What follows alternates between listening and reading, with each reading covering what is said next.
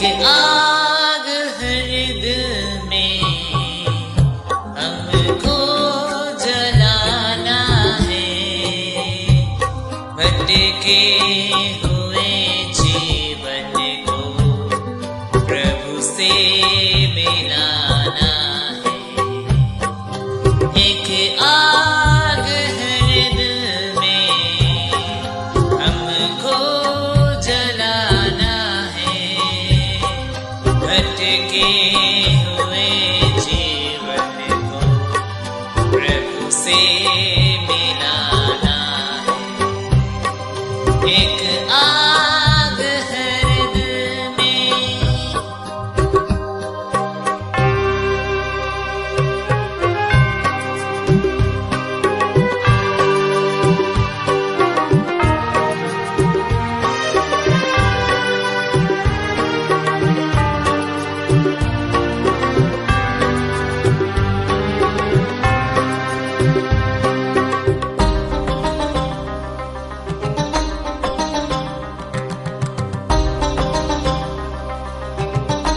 संसार की आशा भरी नजरें हमें पर है, उद्धार का संदेश भी कांधों के ऊपर है।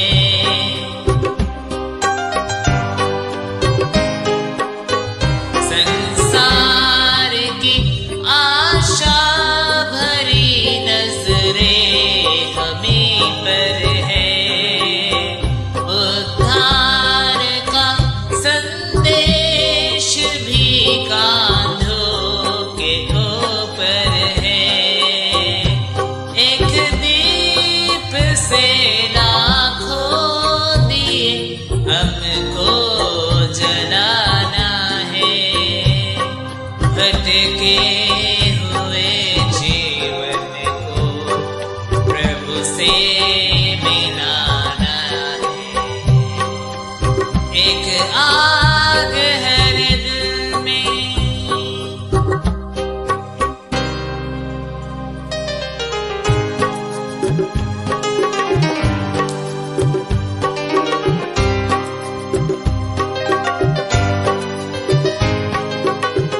इतने सरल ये रास्ते कल ना खुले होंगे, प्रचार के अवसर हमें हासिल नहीं होंगे।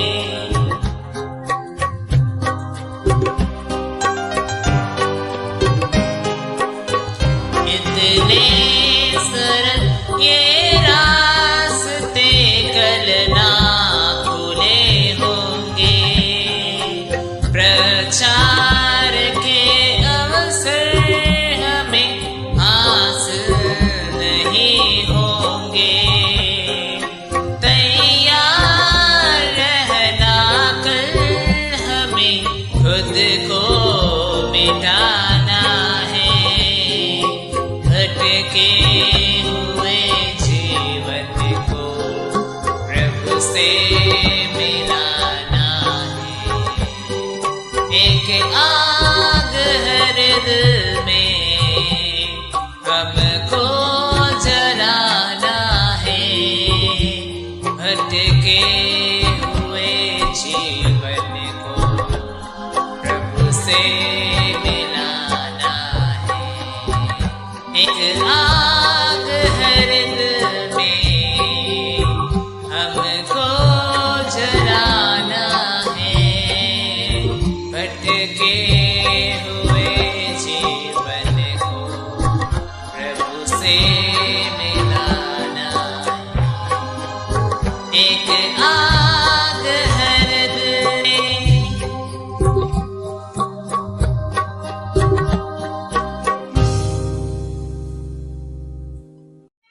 प्रभु यीशु मसीह के मधुर और मीठे नाम में सभी को जय मसीह की। परमेश्वर का हम धन्यवाद देते हैं।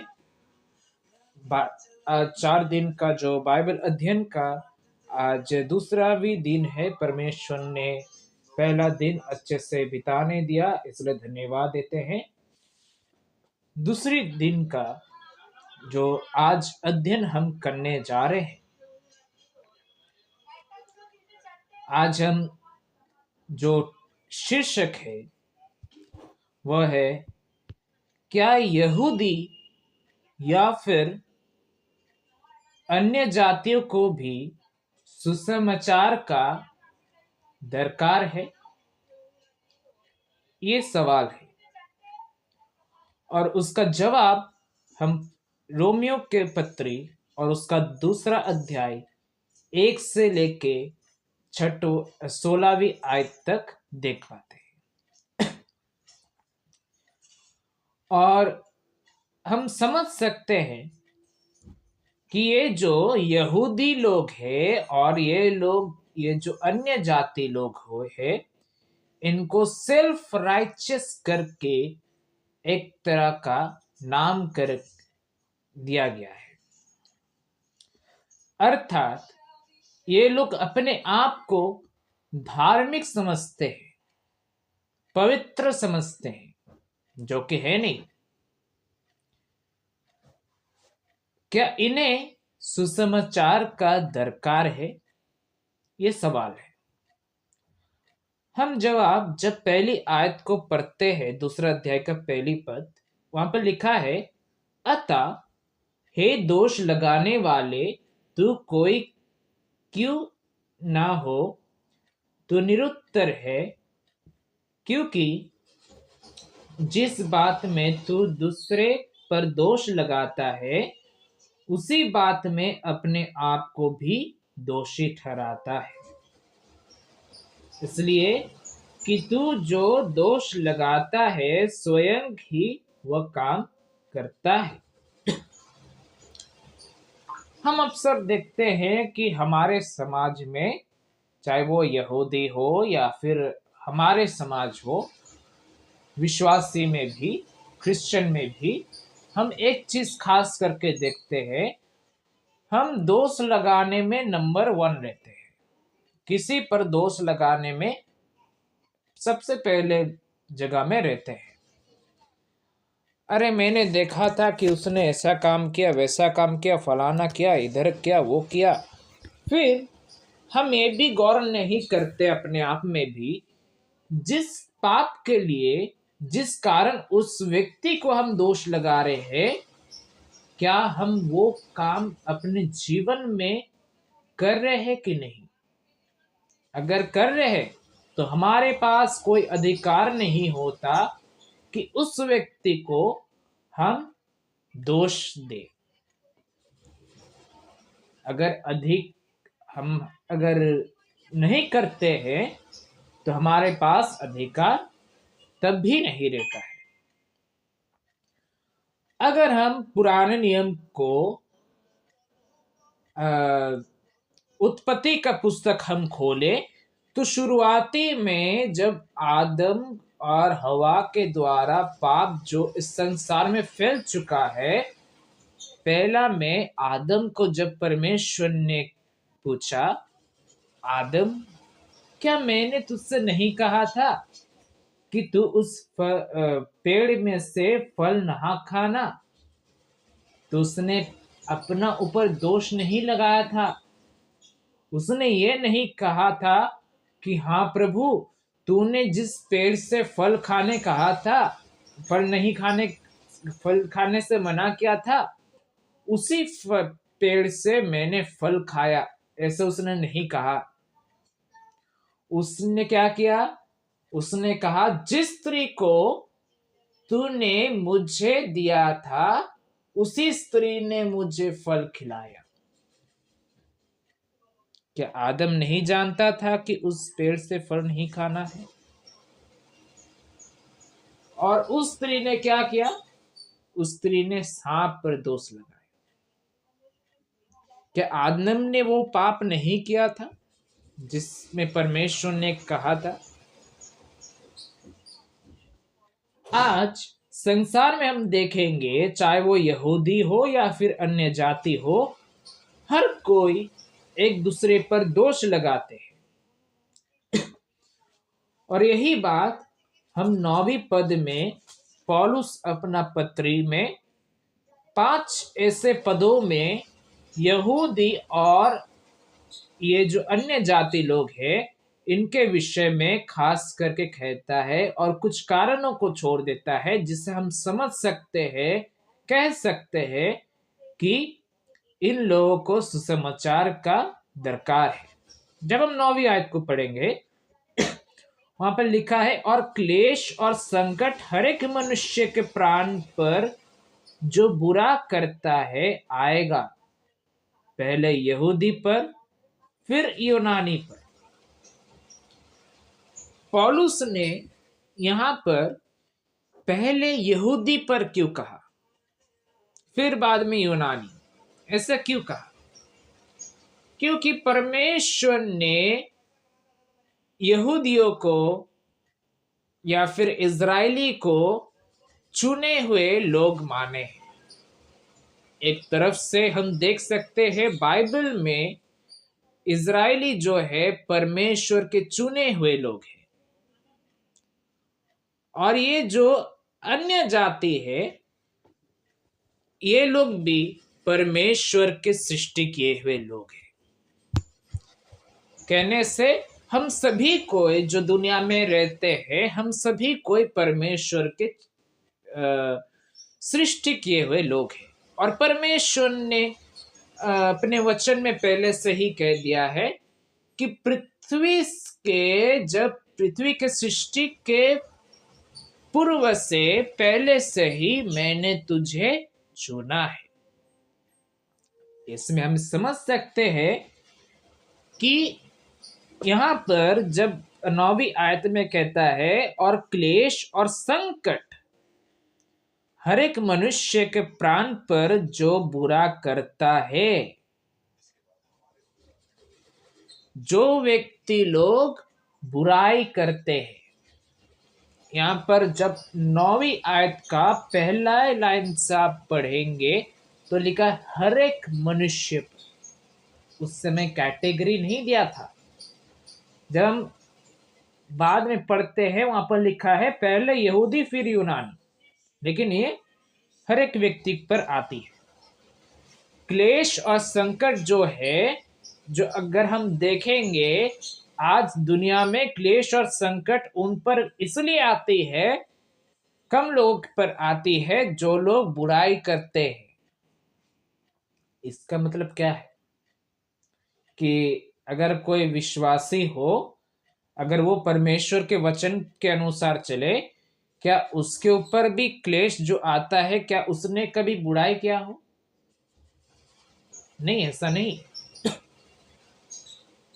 यहां पर कहना यह चाहता है जो विश्वासी नहीं बने हैं, जो परमेश्वर के संतान बनने का इच्छा ही नहीं रखा हो, जो अपने आप को परमेश्वर के हाथों में छोड़ा ही नहीं हो, जो हर दिन हर समय 24 घंटा जन्म से उसका मृत्यु तक उसने बुराई करता गया हो, चाहे वो यहूदी हो या फिर यूनानी हो या फिर अन्य जाति हो या फिर कोई क्रिश्चियन क्यों ना हो, उनके ऊपर क्लेश और संकट आती है।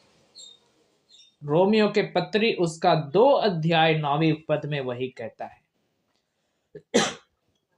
फिर हम 10वीं पद में आ जाते हैं। लिखा है परंतु महिमा और आदर और कल्याण हर एक को मिलेगा जो भला करता है, पहले यहूदी को फिर यूनानी को। अब यहां पर 9वीं पद और 10वीं पद में 2 कहानी दिया है, 2 संदेश, एक गुड न्यूज एक बैड न्यूज। बैड न्यूज यह है कि जो लोग बुराई करता हो उन पर क्लेश और संकट आती है, चाहे वो यूनानी हो, यहूदी हो, अन्य जाति हो, कोई भी हो।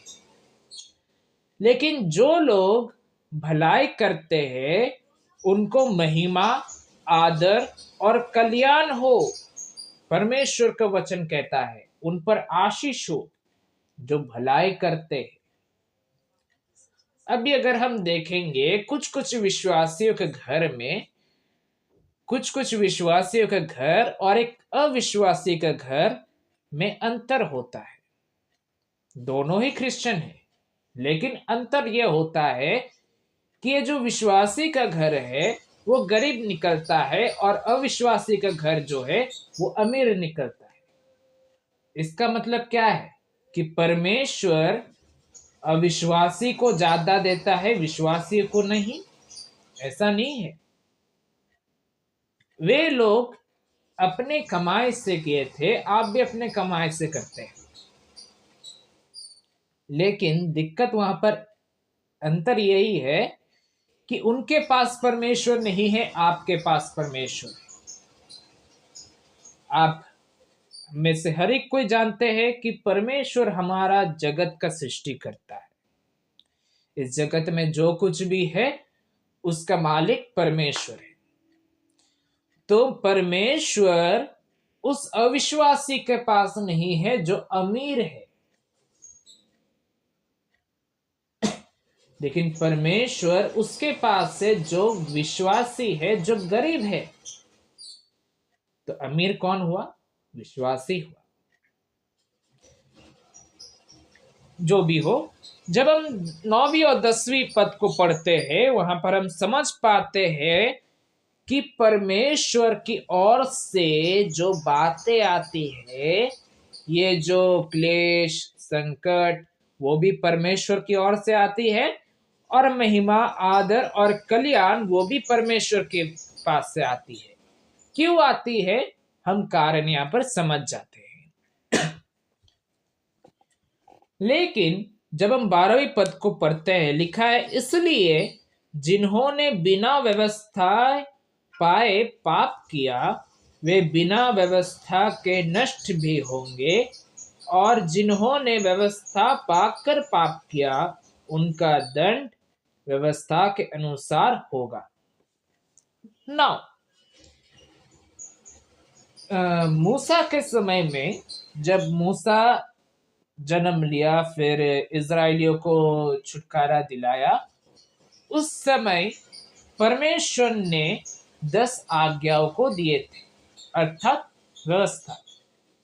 वहां से मूसा ने व्यवस्था को लिखना शुरू किया, अर्थात ये जो तोरा है, पेंटाटुक है, जो जेनेसिस से लेके डिट्रोनॉमी तक, अर्थात उत्पत्ति से लेके व्यवस्था विवरण तक, जो ये जो पुस्तकें हैं, ये मूसा का व्यवस्था है। तो पहले जब व्यवस्था संसार में नहीं आया था, उस समय जब लोग पाप क्या करते थे, उनका उत्तर अर्थात परिणाम बिना व्यवस्था के फल होगा। और जो व्यवस्था के अनुसार ही पाप किए हो, उनके व्यवस्था के अनुसार उनको फल मिलेगा। अब हम एक बात आता है, क्या व्यवस्था जो है आया क्यों था? व्यवस्था इसलिए आया था कि लोग ये समझे कि परमेश्वर के अनुसार चलने के लिए, परमेश्वर के संतान होने के लिए हमें क्या करना है? व्यवस्था को एक्सेप्ट करना है। वो अगर कहता है चोरी मत करना तो हम चोरी नहीं करेंगे। वो अगर कहता है व्यभिचार मत करना तो हम व्यभिचार नहीं करेंगे। वो अगर कहता है पुरुषगामी मत करना हम नहीं करेंगे। वो अगर कहता है परस्त्रीगामी न करना तो हम नहीं करेंगे। वो अगर कहता है कि किसी का जान मत लेना तो हम नहीं लेंगे।